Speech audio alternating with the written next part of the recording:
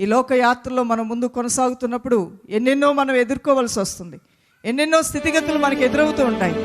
కానీ నీకు ఎక్కడికి వస్తే ఉపశమనం కలుగుతుంది, ఎక్కడికి వస్తే నీకు ఇది నాకు సురక్షితమైన స్థలము, ఇది నేను నమ్మదగినటువంటి స్థలము, నాకు నిరీక్షణ కలిగే స్థలము, ఇక్కడ ఉంటే నాకు శరణు వేడుకుంటే శరణు దొరుకునే స్థలము ఎక్కడ ఉందని నువ్వు ఎదిగితే అది యేసు పాదాల దగ్గర మాత్రమే నీకు నాకు దొరుకుతుంది.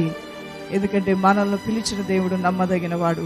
ఆయనలో ఏ కుళ్ళు కుతంత్రము లేదు, ఏ మోసము లేదు, ఏ అబద్ధము లేదు, ఏ కీడు లేదు. నీ గురించి దేవునికి ఉన్న ఆలోచనలు అన్నీ చాలా ఉత్తమమైనవి, శ్రేష్టమైనవి. అయితే దౌర్భాగ్యమైన పరిస్థితి ఏంటంటే ఆ దేవునితో సహవాసం చేసే విషయంలోనే చాలాసార్లు ఈ శరీరం అంగీకరించదు. ఆ దేవుని చిత్తానికి లోబడే విషయంలోనే ఈ శరీర కోరికలు బలాత్కారం చేస్తూ ఉంటాయి. ఆత్మ శరీరానికి, శరీరం ఆత్మకి విరుద్ధంగా పనిచేస్తూ ఉంటుంది. దేవుని చిత్తాన్ని నెరవేర్చాలనే ఆశ, తపన, మంట ఉంటుంది ఒకవైపున. మరలా శరీరము, శరీర స్వభావము అది క్రమశిక్షణలో పెట్టుకునే విషయంలో విఫలం అవటం వలన, ఆ యొక్క ఆలోచన తత్వాలని సరిచేసుకోవటంలో అజ్ఞానంగా ఉండటం వలన, దేవుని యొక్క స్వరాన్ని విన్నప్పటికీ కూడా అన్ని స్వరాల్లో ఇది కూడా ఒక స్వరం, అంతే చెప్తారులే, అంతే మాట్లాడతారులే అంటూ వెళ్ళి దేవుని దగ్గరికి వెళ్ళి కూడా దేవుడు కూడా అంతే చెప్తాడులే అనే అలవాట్లు, పొరపాట్లుగా నిర్లక్ష్యంగా జీవించిన సంఘం లవదోకియ సంఘం.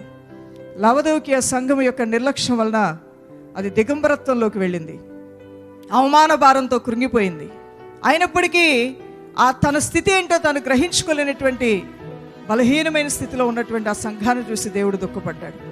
నిజంగా ఏ వ్యక్తి అయితే నేనేమై ఉన్నాను, నా ఆత్మీయ మెట్లు నేను ఎంతవరకు ఎక్కగలిగాను, నా కుటుంబంలో నేను చేయవలసిన నా బాధ్యతలు నేను ఎంతవరకు చేశాను, ఇంకా చేయవలసినవి ఏంటి, అదేవిధంగా నా చదువులోను నాకు ఇవ్వబడినటువంటి రెస్పాన్సిబిలిటీస్ విషయంలో నేను ఏ రీతిగా నిర్వర్తిస్తున్నానని ఎవరికి వారుగా యోచన చేసుకోగలిగితే ఆ జీవితం చాలా ఆనందమయంగా దేవుడు చేస్తాడు.